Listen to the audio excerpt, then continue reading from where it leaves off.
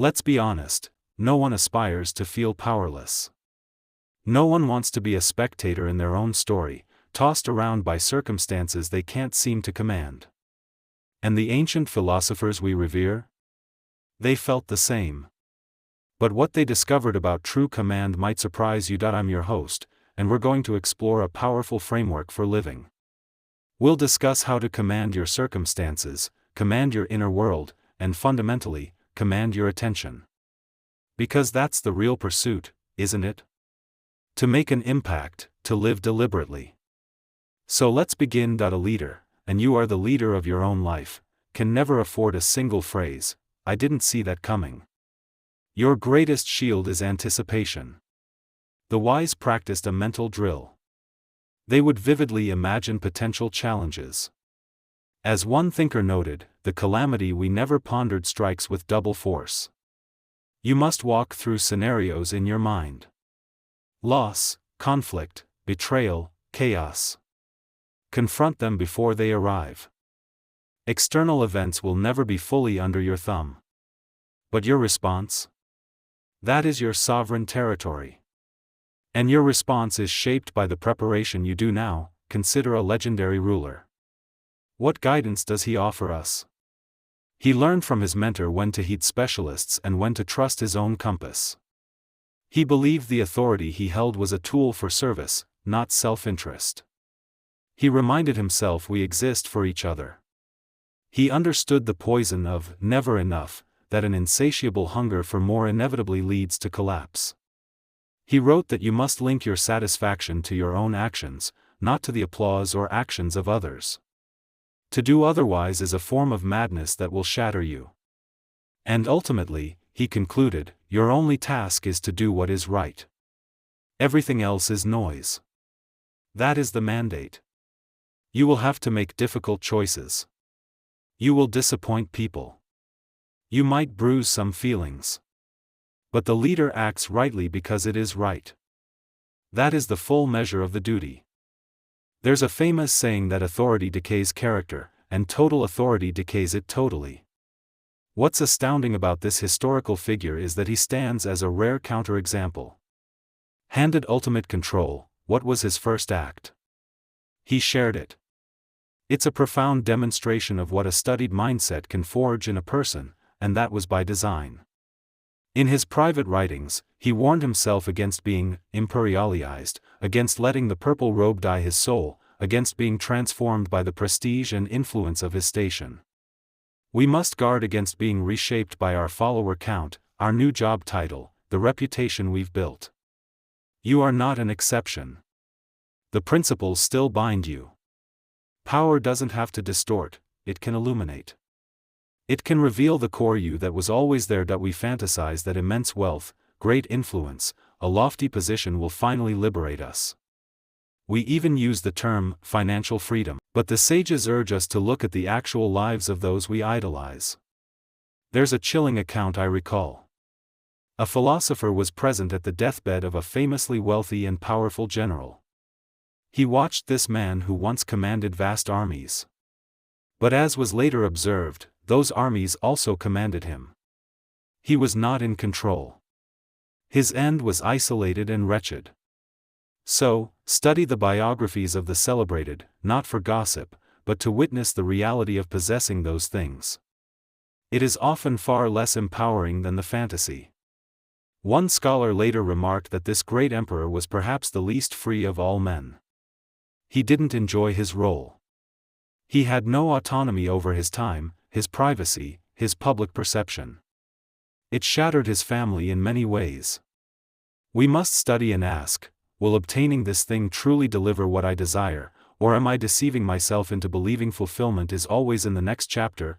You cannot claim success if you haven't defined the destination. Another philosopher said, if you are ignorant of which harbor you seek, no wind is the right wind. If you don't pause to ask, where am I headed? What does that actually look like? Why does it matter? Is that goal within my influence? Then you cannot possibly navigate the daily decisions required to get there. You won't know how to properly meet the opportunities or overcome the obstacles on the path. In a famous epic, the hero and his son both survive their ordeals only through guidance. The hero is aided by a goddess, but his son is helped by that same goddess in mortal disguise. And what form does she take? She appears as an old family friend named Mentor. This is deeply symbolic. Their survival and growth are products of wise guidance. And of course, we are all products of our guides. A foundational thinker wouldn't have found philosophy without his teacher. The philosopher king wouldn't have been possible without 2 decades of mentorship from his predecessor. Owe my own understanding to the guidance of those who came before. We may not have literal deities in our lives, but mentors offer a form of that transcendent wisdom. Why learn everything through brutal, first-hand experience when you can absorb the hard-won lessons of those who have already walked the road? This is a potent takeaway from the old stories, a testament to the transformative power of having and being a guide. People claim they crave calm. They insist they want simplicity. They say they desire achievement but loathe anxiety. Then observe their actions. Look at your own choices. Do your behaviors align with those statements? In one letter, a philosopher speaks of those who willingly dive into the raging current. He means people whose lives are clogged with optional drama, strife, frantic activity, and disorder. Now, a resilient person should be able to withstand hardship. We must manage pressure, but we shouldn't elect it. We shouldn't pile extra stress atop the stress life inevitably provides. Think of a modern tycoon. Here is someone with enormous responsibilities, groundbreaking ventures. So why does he choose to start each day by wading into online battles? Why voluntarily immerse himself in a flood of divisive, cultural skirmishes? Why add that layer of storm? There is a cost. The legal battles, the damaged credibility, the obscured mission. If you read his biography, you sense no joy in it. He's admitted no one would truly swap places with him. He says, "My mind is a hurricane." But his life is also a hurricane by choice. He chooses tempest upon tempest. This limits the success he could achieve and robs him of any enjoyment of it. So yes, he is wealthy, but his existence seems miserable. We must ponder, why do we choose conflict? Why do we select stress if our stated aim is peace, clarity, and contentment? Why do our daily habits, our social media consumption, our entertainment choices tell a completely different story? I've had a long drive routine lately. My family's school is quite a distance. My partner and I use that time intentionally. One method is listening to curated lessons from experts, where world-class practitioners condense a lifetime of knowledge into accessible segments. You can listen in audio form on the go. I once contributed to such a series on applying timeless principles to contemporary living. Seeing the craft behind it, the dedication to drawing out the best lessons, was remarkable. Such platforms often have special offers, sometimes significant discounts, during holiday periods. You can find current details on their site. It can be a gift for others or for your own growth. Check it out for those curated lessons from masters in their field. The formula for progress is straightforward. In his journals, the emperor says you must focus only on the task before you. He writes, concentrate on it with Roman intensity. Do what is in front of you, he says, with exact and sincere gravity. Do it with care. Do it with your full assent. Do it with fairness. And then he adds, do it as if it were the final act of your life. Simple to state, arduous to execute. Focus is our scarcest resource in this distracted, buzzing world. You are likely on a device right now. You are not concentrating. You are not treating the immediate task as sacred. You are approaching it as if you have infinite chances, as if it's insignificant, as if it doesn't count. And then you wonder why your progress has stalled. The benefits of this philosophical path are evident. It builds toughness. It fosters endurance. It cultivates bravery, output, attention, and self-possession. These are tremendous rewards, and they are why people have shared these ideas for millennia, because they work. They improve you. But we must not overlook that for all it provides, it also demands much. It doesn't just ask for austerity and effort. It makes moral and ethical claims on you. It insists that you do the right thing. He wrote, "The rest is irrelevant." It doesn't matter if you're uncomfortable or tired. It doesn't matter if you receive credit. Followers of this path have given their lives for ideals like bravery, order, and above all, justice and wisdom. So it asks a great deal. It asks that you be good. It asks for integrity. It asks for compassion. It asks that you be oriented toward the community, that you labor for the collective good. If your attraction to these ideas is solely about what they can do for you, and you ignore what they ask of you, you are merely becoming a more effective egoist. That is not what the originators were, and it is certainly not their intent for you. You cannot selectively adopt only the convenient parts. It is a complete worldview that offers immense gifts but also places a heavy burden upon your character. There was a senator, a follower of this school, during the reign of a certain emperor. He was openly critical of the emperor's policies. The emperor didn't appreciate it. He summoned the senator and ordered him to stop.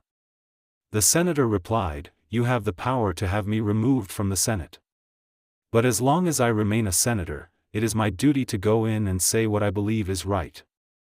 The emperor threatened, "If you continue, I will execute you."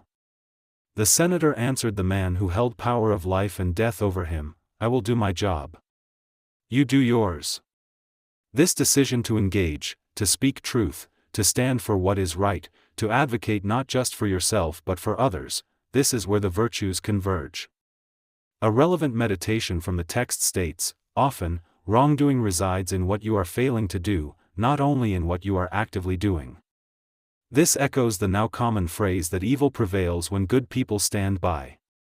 Others may commit the offense, but if you are silent, if you don't attempt to intervene, if you simply comply, then you are an accomplice. There is a single, overriding rule for life, and it's this: God damn it, you've got to be kind. I adore that line from a great author. It's more than a rule, it's an orientation. The philosopher stated, "Every person you encounter is a chance for kindness." That's why I find the backlash against consideration and social awareness so confusing. Yes, some expressions can be annoying. They can become excessive. But I fail to see how the antidote is to be cruel, to champion callousness, to celebrate those who mistreat others. It violates the one rule. It violates the core practice of good people, exercising empathy, considering how your actions affect others, caring about what others are experiencing. A prominent billionaire recently stated he believes the fatal flaw of modern society is empathy. That is dangerous nonsense. It is the utterance of someone severed from shared humanity. This philosophy is not a tool to care less about people. It is the practice of regulating your own emotions so you can care and think about others more clearly. So you can follow that one great rule: be kind. Treat people well. What is the most frequent theme in the emperor's personal writings? It is not resilience. It is not emotional control. It is not self-discipline. The concept he returns to over 80 times is our fundamental connection. The notion of a shared destiny. Imagine him traveling to Athens later in life, climbing the Acropolis, and gazing down at the ancient, yet teeming, city below. It was full of people different from him, people he disagreed with, people his decisions affected. And yet he reminds himself, again and again, that we are made for each other. That he is not merely a citizen of his empire, but a citizen of the world. Today, globalist is used as an insult. But we must embrace a global perspective. The accident of your birthplace is meaningless. From a high enough vantage point, from space, you see no borders. They are human inventions. We are all part of the same substance. We are fragments of a greater whole, with a duty to one another. We must treat each other with dignity. Good character and work for the common good, he said, that is the purpose. The thinkers constantly spoke of our interconnectedness. That is the heart of it. One of my favorite observations from a civil rights leader, he said, "Of course, we use persuasion. But we also employ coercion. People think righteous causes succeed simply because they are right. They believe the world is changed by compelling arguments alone." What this leader grasped better than perhaps any activist was the principle of leverage. The bus boycott was a demonstration of collective power. It nearly crippled the transit system financially. He applied relentless, sustained pressure. He understood demographic realities and that every new voter registration created leverage over the oppressive laws. So yes, he spoke with moral clarity and beautiful rhetoric. But he also understood leverage. He understood force. As a strategist wrote, you must appeal to people's self-interest, not just their mercy. You must apply pressure alongside persuasion. That combination is what enabled him to alter history. The only valid reason to study philosophy, these thinkers held, is to become a better human. One of them said all other philosophy is just word chopping. The aim was ethical transformation, to contribute to a better world. It's not abstract theorizing. It's not jargon. It's not a list of unpronounceable names. It's a living discipline designed to help you solve practical problems of existence. The commercialization of meaningful moments feels wrong. Not just turning holidays into engines of consumption, but the pressure that creates. Running a small endeavor, you feel it. What's your sale? What's your deal? It felt so hollow that a few years back, my partner and I decided to opt out entirely. Not just opt out, we decided to invert it. We would use 2 of the biggest shopping days of the year not to sell, but to give. So this year, like the past several, we don't want you to buy anything from us. Instead, we encourage you to donate to an organization fighting hunger. Over the years, this community has provided millions of meals. It feels especially pertinent now. If you wish to join, you can. A small contribution makes a significant impact. We've made the first donation to start the campaign. Our goal is substantial, and every bit helps. When I wrote a book of daily meditations years ago, I had a wild notion to continue it. The book had 366 entries, but I'd write one more each day and send it freely via email. I imagined a handful of readers. I never dreamed that hundreds of thousands would now receive it daily, for nearly a decade. If you'd like to receive that daily note, to be part of what is likely the largest community of its kind, you're welcome to join. You can sign up at no cost, with no spam, and leave anytime. But before we finish, if this exploration resonated with you, it would mean the world if you'd give this video a like. It helps more people find these conversations here on Winds of Thought. Thank you for your time and attention.